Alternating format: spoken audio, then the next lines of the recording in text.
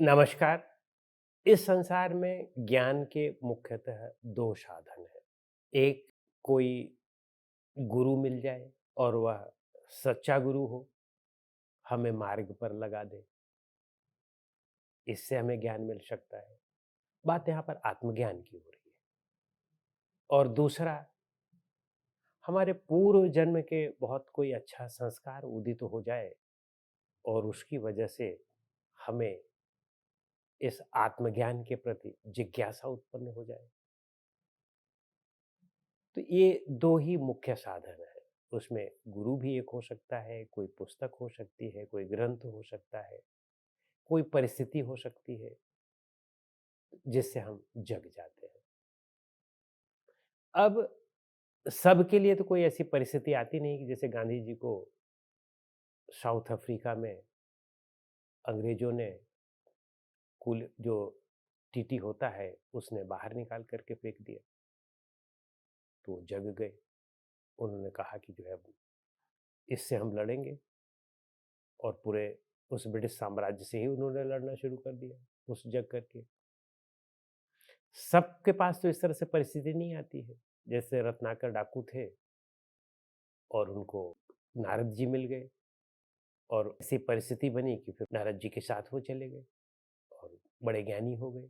और सबके पूर्व संस्कार भी नहीं उदय होते हैं। अब पूर्व संस्कार मान लीजिए हमारे नहीं उदय हुए हैं तो इसका मतलब मैं आत्मज्ञान ना प्राप्त करूं। तो सबसे जो सुरक्षित रास्ता है वह है सदगुरु की शरण में जाना। अगर सदगुरु अच्छा मिल गया, आपने तलाश लिया, तब आप आत्मज्ञान की प्राप्ति कर सकते हैं। इसीलिए हमारे यहाँ कठोपनिषद के ऋषि कहते हैं कि उत्तिष्ठत जाग्रत प्राप्य वरान निबोधत, क्षुरस्य धारा निशिता दुरतया दुर्गम पथस्तकवयो वदन्ति। कह रहे हैं कि उत्तिष्ठत, उठ जाओ। उठ जाओ का मतलब यहाँ पर क्या है?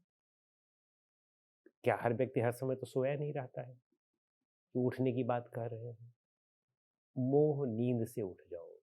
मोह की नींद जो हम लोग ले रहे हैं, आसक्ति की जो नींद ले रहे हैं, उस अज्ञानता की जो नींद ले रहे हैं, उस नींद से उठाने की बात कर रहे हैं।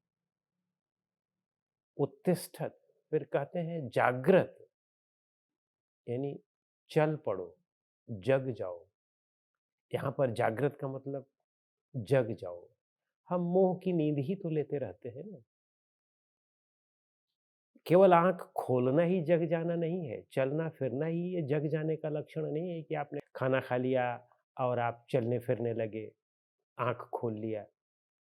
आँख बंद करने का तो हम ये कहते हैं कि ठीक है, आँख बंद है तो इसका मतलब हम सो रहे हैं, लेटे हुए हैं।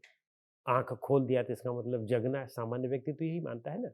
लेकिन यहाँ पर उनके कहने का मतलब है कि जो मोह की नींद सो रहे हो, उससे अब जग जाओ, उठो और चल पड़ो।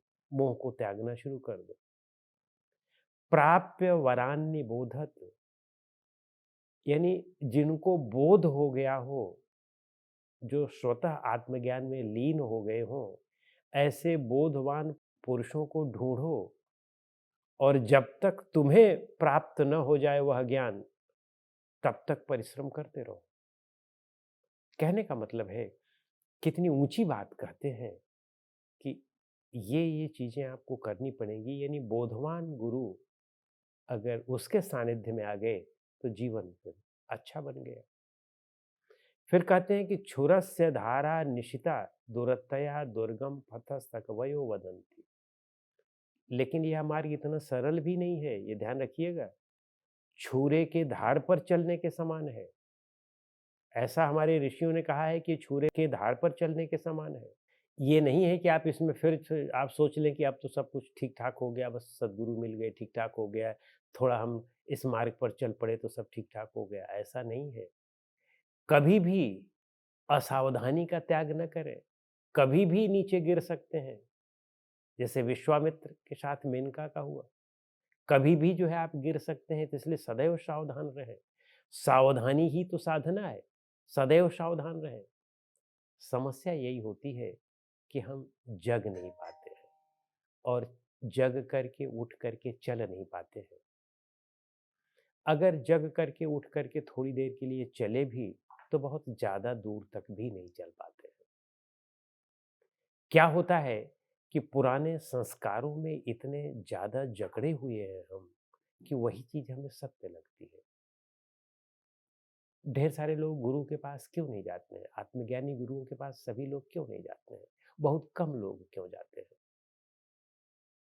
जबकि सुख की सबको तलाश है। सब व्यक्ति सुख चाहता है। कौन-सा ऐसा व्यक्ति है जो सुख नहीं चाहता है? शांति नहीं चाहता है? और सुख शांति उन्हीं आत्मज्ञानियों के ही पास है।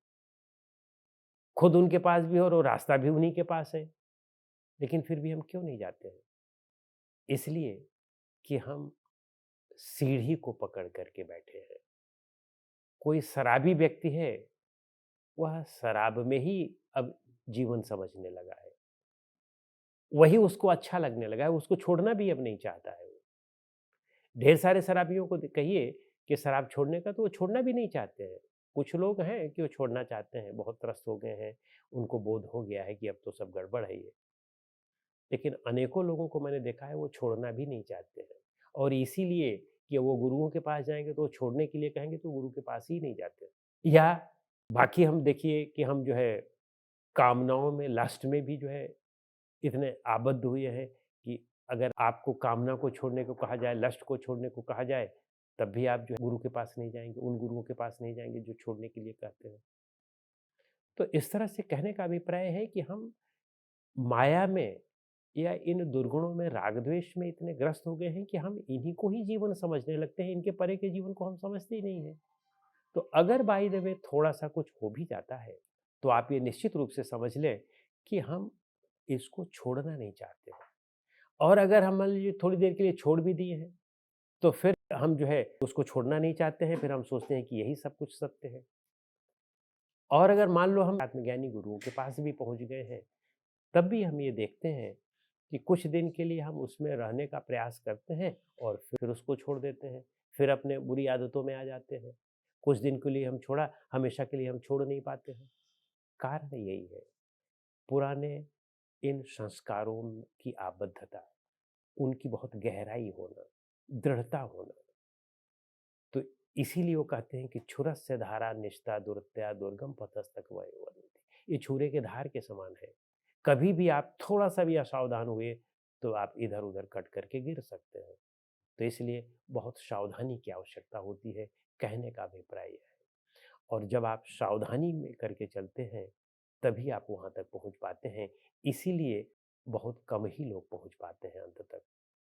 बीच में ही लोग मार्ग छोड़ देते हैं। ऐसे कायर कपूत होते हैं कि जो बीच में ही मार्ग छोड़ देते हैं और 99% बीच में ही मार्ग छोड़ करके फिर से गृहस्थ और अपने उसी उसमें आ जाते हैं या अपनी पुरानी आदतों में आ जाते हैं। लेकिन जो दृढ़ है, मजबूत है, सशक्त है, वह एक बार उसने दृढ़ संकल्प ले लिया सत्य प्राप्त करने का और ये हो गया कि हाँ, ये सत्य है, तब फिर वह उस मार्ग से तब तक नहीं हटता जब तक या तो प्राप्त न कर ले या मृत्यु न हो जाए।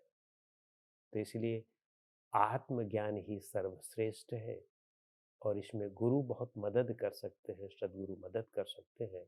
तो उनकी शरण में जाकर के हमें दृढ़ता के साथ इनका अभ्यास करना चाहिए। नमस्कार।